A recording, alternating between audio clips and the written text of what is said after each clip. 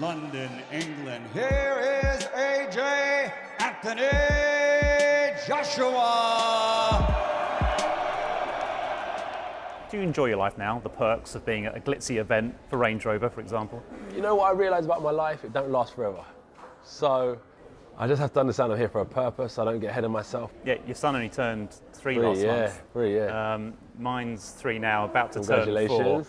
That's quite a big distraction being a dad. Yeah. And I know that you've always said about boxing, it was when you cut out those distractions, that's when you started to progress in it. Now you've got to balance the two.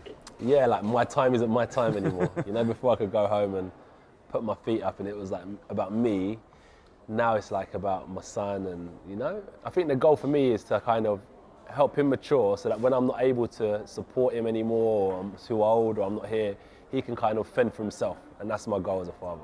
I had great fun speaking to the England rugby star Maro Itoje. He's Yeah, really yeah. proud of his Nigerian roots. Yeah. I don't know if you bumped into Maro Yeah, at some of course, sports event or whatever. Big man. Have you guys ever talked about it? Because you must recognise the similarities there. Yeah. You know, British Nigerians Yeah. have had some similar experiences when it comes to how their parents behave towards them. Yes, sports wasn't ever like talked about in my household. So imagine at 18 when I said I want to be a sportsman, when it's always that same thing, you've got to be a lawyer or a doctor.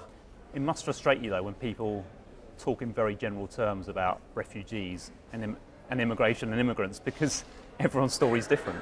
Everyone's story is different. Also, everyone's looking for work opportunities. So whether you call them expats, whether you call them immigrants, it's all just for the search of work and a better life. So I really respect anyone who's trying to do that for their family. And I feel like, you know, the world offers enough for everyone to kind of get a piece. My final question is, if we were sat here in 12 months' time, what would you like to have seen happen? A decision on Brexit. Wow, that's even more left field than one of my questions.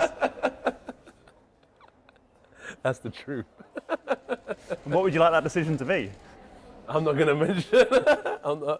Let me get post-career and I'll start talking about all that stuff. Okay, so AJ for Prime Minister. A good deal in place. It's an interesting time. But anyone who inherited the stress that May's going through would have, no, she's doing a good job. It's a tough time to inherit that type of, you know, is it the referendum? When everyone decides, it was a tough time to be involved in that. So you could put any politician in her place and they would have dealt with it the same manner. So she's doing a good job and doing the best she can. But a good deal for the future. Don't go into politics, that'll really distract you. A good deal for the economy. That's the main thing, it's the economy. It's always interesting speaking to you. Thank you. All the best. Thank you. Thanks. Good luck. You know what he said, Fred? PR team was like, no.